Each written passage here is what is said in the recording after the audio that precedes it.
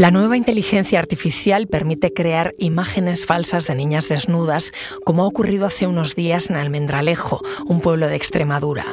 Es la tecnología que más rápido avanza y también la que más puede confundirnos. Por eso cabe preguntarse qué consecuencias tiene para la democracia, porque nos permite participar más, pero al mismo tiempo se está usando contra nuestra seguridad, privacidad y autonomía. Soy Ana Fuentes. Hoy en El País, cómo la inteligencia artificial puede darnos y quitarnos derechos.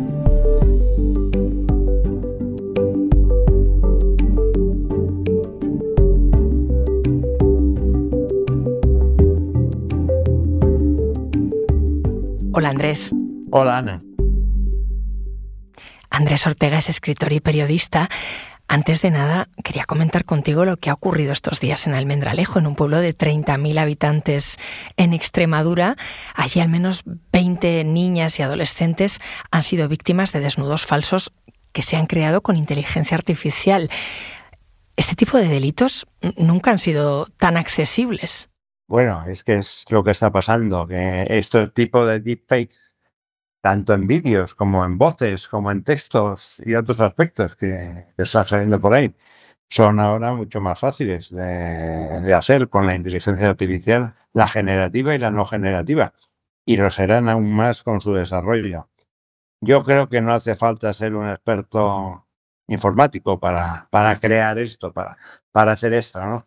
Lo que hay que aprender a defenderse, no solo con la policía y los tribunales, que son esenciales, y yo creo que es bueno que lo que ha pasado aquí, que los que cometen estos abusos y delitos sepan que pueden ser pillados, ¿no? Pero también yo creo que debe haber una educación de la gente, sobre todo los jóvenes, pero también de los mayores, ante estos nuevos medios, sobre todo para saber también diferenciar lo verdadero de lo falso en esta nueva era de la posverdad o de la mentira, si se quiere llamar así, ¿no?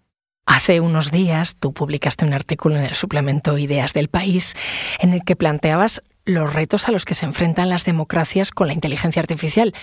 ¿Tan mal estamos? Estamos bien y mal. En un sentido mal porque no la controlamos, la controlan otros. Veremos si llegan a controlar la propia inteligencia artificial. O bien porque nos permite lograr cosas muy positivas que antes no podíamos alcanzar, ¿no? Quiero que me cuentes muchas cosas de ese artículo, vamos poco a poco. Me llamaron la atención muchas cosas, por ejemplo, el concepto de neuroderechos. ¿Qué son? Bueno, son un método de defensa frente a la creciente neurociencia, ¿no? Y sus aspectos negativos, ¿no?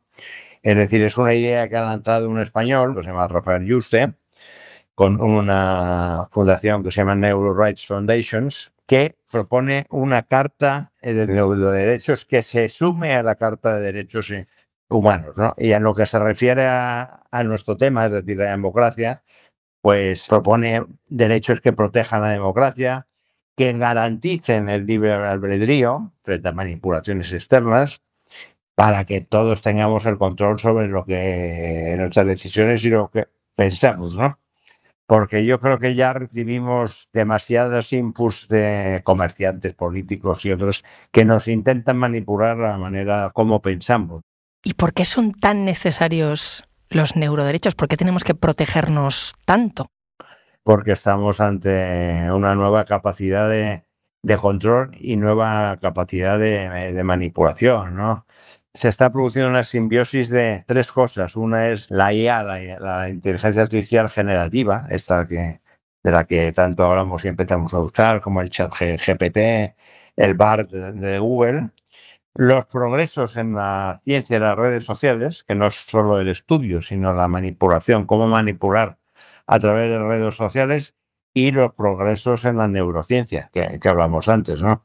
Es decir, que todo esto da una capacidad de actuar mucho más rápida para influir en los individuos. Muchas veces de manera que no somos conscientes de que estamos influidos o nos intentan manipular, ¿no? Ajá. has mencionado la inteligencia artificial generativa, el ChatGPT. Explícame qué es eso, con palabras que pueda entender cualquiera. Para empezar, hay dos tipos de inteligencia artificial, ¿no? Una específica, que es la que usamos para todo, y otra general, que aún no se ha logrado, que se supone que será capaz de hacer todo lo que hacemos los seres humanos y más. Y la inteligencia artificial generativa es un tipo de inteligencia artificial que, a partir de datos existentes, de textos que le han metido, te manda información que tú le pides, o te redacta cosas, o te manda imágenes en lo que se llama un lenguaje natural. Es decir, que tú puedes entender, ya sea por la vista o ya sea por lo que lees, porque escribe. Todo esto se llama grandes sistemas de lenguaje natural. Y lo que hace es generar ese contenido, ¿no? Y a veces se equivocan. Dicho esto, yo no estoy seguro que se pueda llamar esto todavía inteligencia. Artificial, desde luego, sí, pero inteligencia quizá no, ¿no?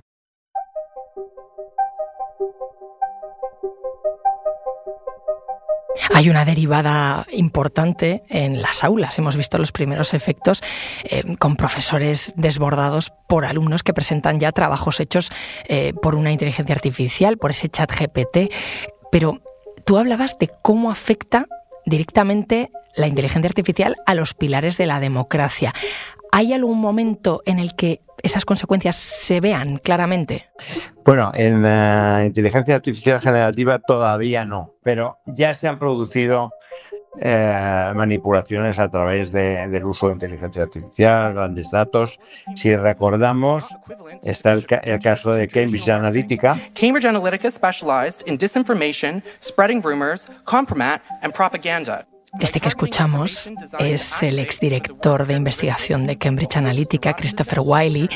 Por recordar el caso que mencionabas tú también, Andrés, en 2014 Cambridge Analytica se hizo con una base de datos de Facebook de más de 50 millones de usuarios que no tenían ni idea. Fue sin consentimiento, supuestamente para usarla en la academia, pero explotó al final la base de datos sin permiso y elaboró estrategias electorales.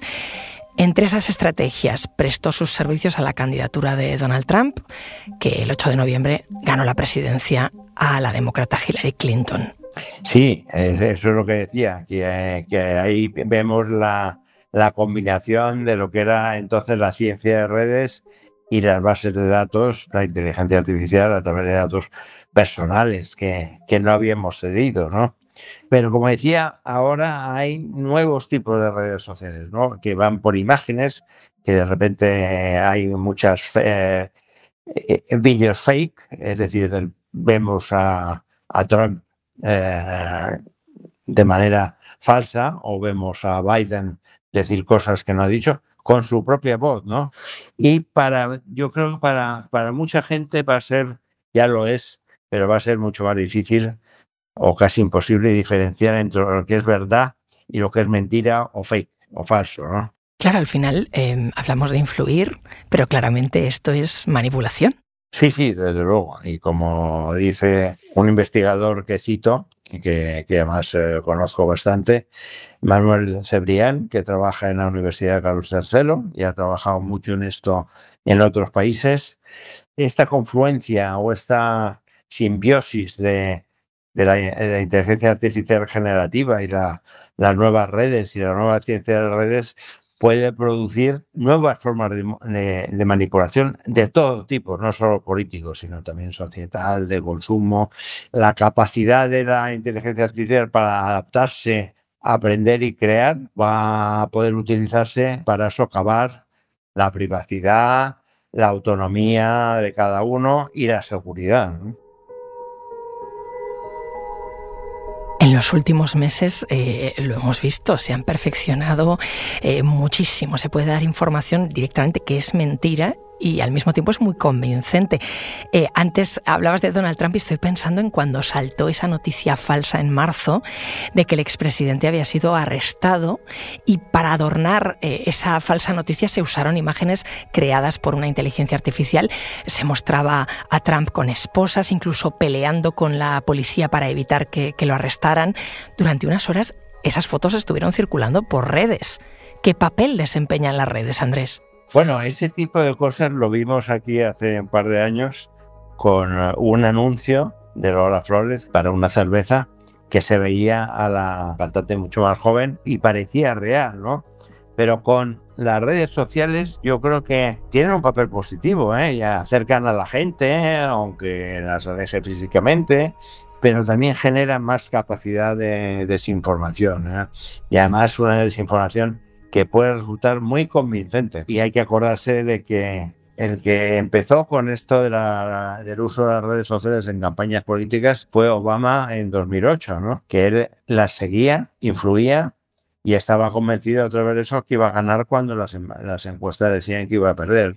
Las redes sociales también hay que unirlas a las encuestas para saber qué es esa conversación pública que hay y cómo se dirige y cómo se manipula, ¿no? Pero son peligrosas porque con todas estas nuevas posibilidades pueden hacer que el usuario, sea ciudadano o cliente, cambie de opinión, casi de forma inconsciente y de forma muy rápida. ¿Crees que vamos a ver una guerra entre grupos más conservadores y más progresistas por ver quién emplea mejor esta inteligencia artificial generativa? Sí y no. Una española que se llama Sandra González Bayón y otros autores han hecho un estudio sobre Facebook, que ha publicado una revista muy prestigiosa que se llama Science, y su conclusión es que la derecha está más expuesta a bulos intencionales que la izquierda, ¿no? En todo caso, yo creo que esto va a dar mucho poder a los que estén detrás, desde un candidato, su oponente, un manipulador, un boicoteador, los hay de muchos tipos, a empresas o incluso potencias extranjeras con intereses en unos resultados determinados, ¿no? Oye, Andrés, ¿qué tiene la inteligencia artificial que la hace tan golosa, que nos engancha tanto? Bueno, para empezar, que nos facilita la vida, ¿no? Nos permite muchos progresos, por ejemplo, en medicina, en modelos ambientales, que nos dicen que efectivamente hay un cambio climático provocado por el hombre, ¿no? Mucha inteligencia artificial, incluso mucha inteligencia artificial generativa, esta nueva, es gratuita y la alimentamos con nuestras propias preguntas, imágenes o escritos, ¿no? Y yo creo que lo gratuito se acaba pagando, ¿no? De otra forma, ¿no? Lo que cambia también es que algunas de estas empresas, Google con Bard, una parte de ChatGPT, han lanzado estos productos a un mercado de masas y hace que individuos que no hace falta ser expertos ni pueden actuar y manipular información de manera mucho más fácil que hasta ahora. No hace falta muchos conocimientos técnicos para generar estos contenidos, ¿no? Y yo creo, lo que decía antes, que reduce la capacidad de los que reciben esos contenidos de diferenciar lo que es verdad y lo que no es verdad, ¿no? Antes mencionábamos el escándalo de Cambridge Analytica y la manipulación electoral, pero es que aquel escándalo fue en 2014, es cuando empezó. Y las próximas elecciones en Estados Unidos van a ser el año que viene. La inteligencia artificial habrá evolucionado mucho más. ¿Cómo puede impactar eso en la democracia? Uno de los directores ejecutivos, o el director ejecutivo de OpenAI, que es el que ha lanzado ChatGPT, Sam Altman, que hace muchas declaraciones, en una audiencia en el Parlamento, en el Congreso americano, dijo que las personas podrían utilizar estos modelos lingüísticos para manipular, persuadir y entablar interacciones individuales con los votantes. Y yo creo que esto es preocupante y hay que de alguna manera impedirlo, ¿no? ¿Y a los medios qué nos queda? ¿Qué podemos hacer ante una desinformación que se va moldando a las preferencias del destinatario, que inunda Internet de falsedades que además son complicadísimas de distinguir de la información? Bueno, yo creo que para empezar, los periodistas profesionales tienen un papel que cumplir y tienen que aprender de todo esto, ¿no? Y que los medios deben invertir más en periodismo independiente de calidad, que sepa verificar mensajes, que sepa verificar mejor noticias o supuestas noticias que le llega a eso. Y yo creo que las empresas de redes deben hacerlo también. Lo hacen, pero poco. Y sobre todo yo creo que hay que educar a la gente a usar las redes y ser precavida, ¿no? Ahora me sigues contando, Andrés. Enseguida volvemos.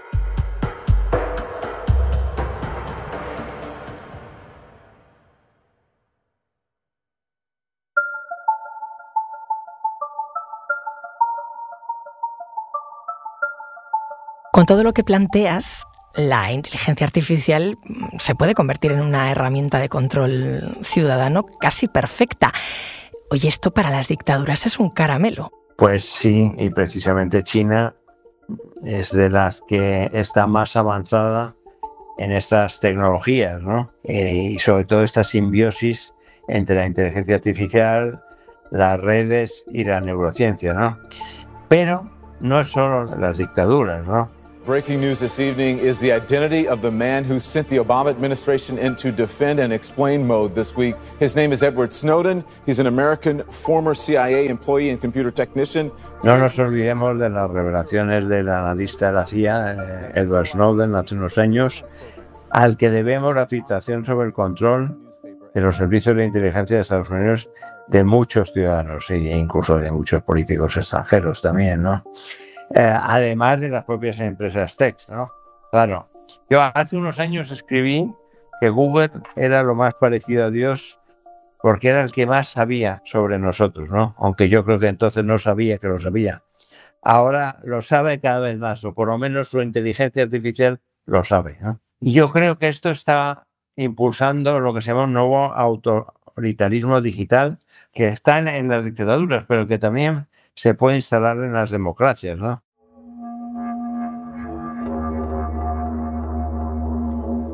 Leía también en tu artículo del suplemento Ideas del País que hay un peligro de que se democratice la violencia con todo esto.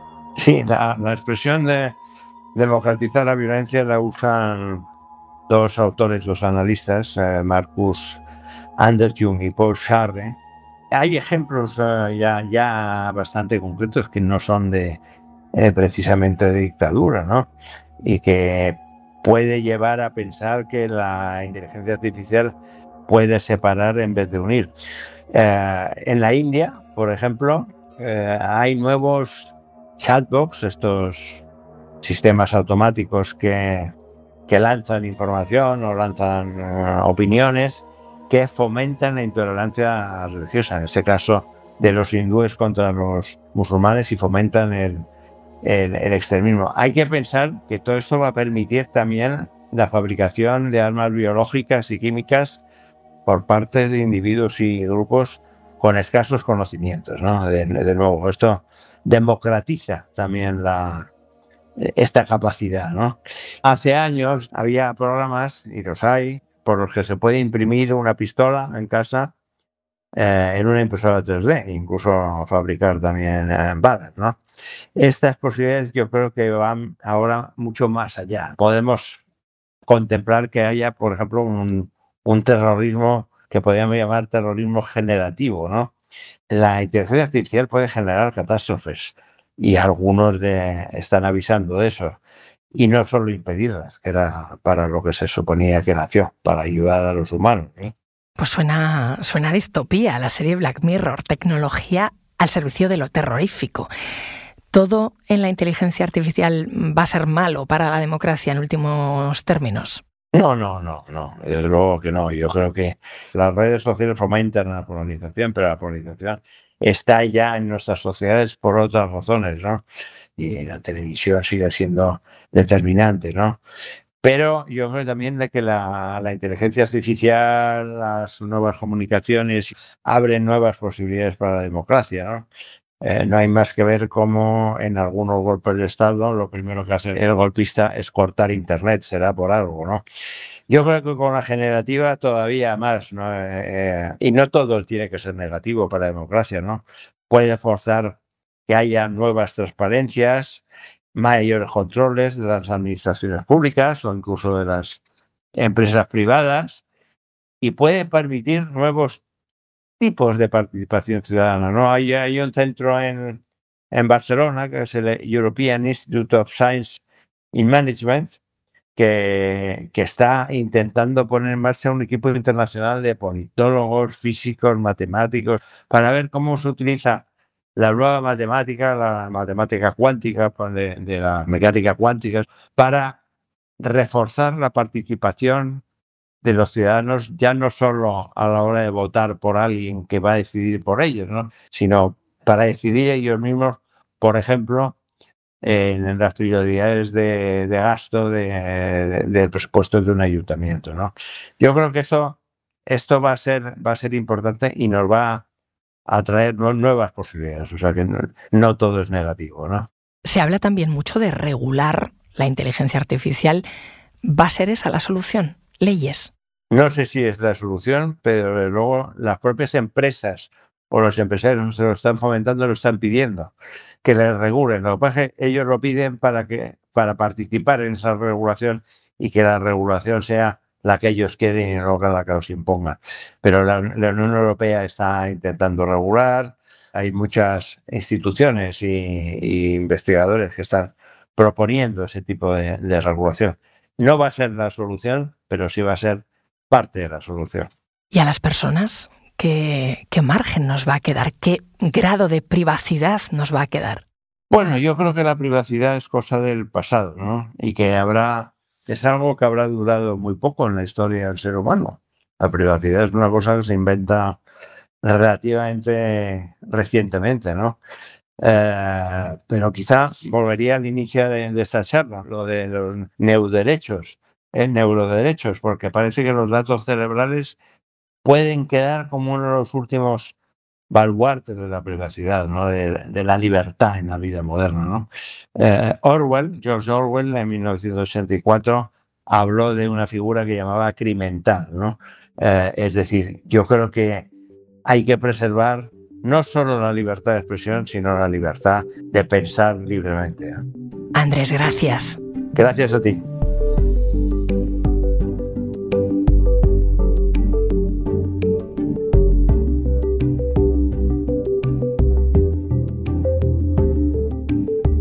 Este episodio lo ha realizado Silvia Cruz La Peña, que también lo ha dirigido. El diseño de sonido es de Nicolás Chavertidis. La edición es de Ana Rivera.